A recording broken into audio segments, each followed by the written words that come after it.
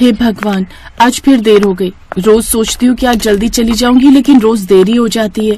सिर पर भारी सी टोकरी लिए काजल तेज कदमों से स्कूल की तरफ बढ़ी जा रही थी।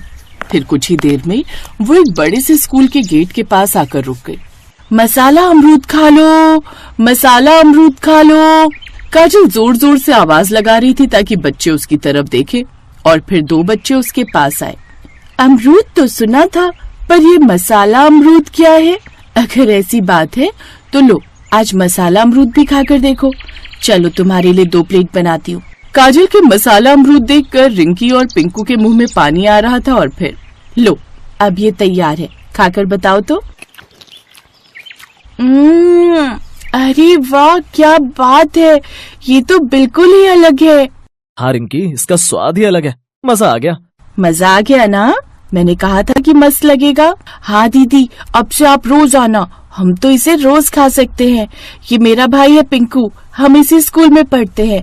ये लो आपके पैसे। ये कहते हुए रिंकी ने काजल को पैसे दिए और फिर वो दोनों वहाँ से चले गए। थोड़ी देर बाद कुछ और बच्चे भी काजल के पास आए और उन्होंने भी मसाला अमरूद खाया। काजल की बहुत कमाई तो नहीं हुई थी, पर उसने इतने पैसे जरूर कमा लिए थे कि वो शाम को खाना खा सके। अगले दिन फिर से स्कूल के सामने मसाला अमरूद खा लो, मसाला अमरूद खा लो। इस बार काजल छुट्टी होने से थोड़ा पहले ही आ गई थी। छुट्टी होते ही रिंकी और पिंकू फिर से उसके पास आ गए। अरे वाह दीदी, तुम तो आ गई, कब से बैठी हो? अभी बस 10 मिनट ही हुए। दीदी, वो हमारे लिए एक ही प्लेट लगाना आज। क्यों, क्या हुआ? हमारे पास पैसे कम है ना, बस इसलिए।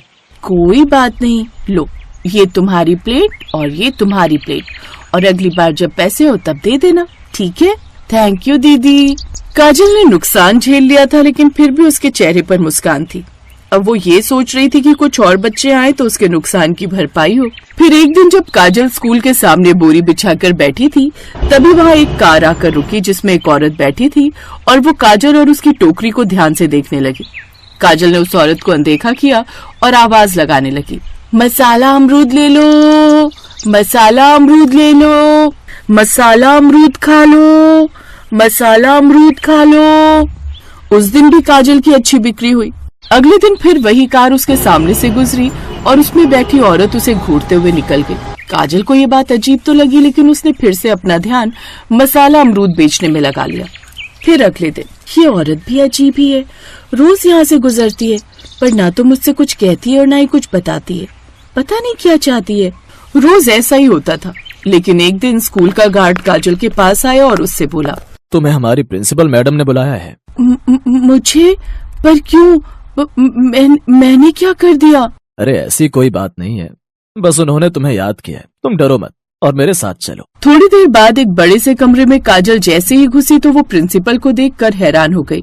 तुम मतलब आप? हाँ, मैं इस स्कूल की प्रिंसिपल हूँ। मैडम जी मुझे माफ कर दीजिए, मैं आपको पहचान नहीं पाई। कोई बात नहीं, वैसे नाम क्या है तुम्हारा? जी मेरा नाम काजल है मैडम जी। मैं रोज तुम्हें देखती हूँ, तुम हमारे स्कूल के सामने ये मसाला अमरूद बेचती हो। तुम खुद स्कूल नहीं जाती हो क्या? जाती थी ना मैडम जी, पर कोरोना में मेरे पापा मम्मी दोनों की मौत हो गई थी, तब से मैं अकेली हूँ। अपना पेट पालने के लिए ये मसाला अमरूद बेचती हूँ। जानती हूँ मैं, और ये भी जानती हूँ कि हमारे स्कूल के बच्चे रोज तुम्हारे पास आकर तुम्हारे मसाला अमरूद खाते हैं, जो कि उनकी सेहत के लिए ठीक नहीं है। नहीं मैडम जी, मतलब हाँ। देखो, ये तो तुम भी मानती होगी ना कि छोटे छोटे बच्चों के लिए इतना मसाला रोज खाना ठीक नहीं है, तो तुम कल से ये मत बेचना हमारे स्कूल के बाहर। पर मैडम जी फिर मैं क्या करूँगी, मेरी तो रोजी रोटी यही है। एक काम करो, तुम हमारे स्कूल में नौकरी कर लो। मैं? पर मैडम जी मुझे तो कुछ नहीं आता, मैं क्या करूँगी? उसकी चिंता तुम मत करो। एक काम करो, ये लो 5000 रुपए, अपने लिए राशन पानी खरीद लो और कल से काम पर आ जाना। मैं तुम्हें बता दूंगी कि यहाँ तुम्हें क्या काम करना है। आपका बहुत बहुत शुक्रिया मैडम जी, मैं कल सुबह ही आ जाऊंगी। आप जो बोलोगी, झाड़ू पोछा सफाई मैं सब कर दूंगी। काजल ने एकता से पैसे लिए और खुशी खुशी अपने घर चली गई। आज वो बहुत खुश थी।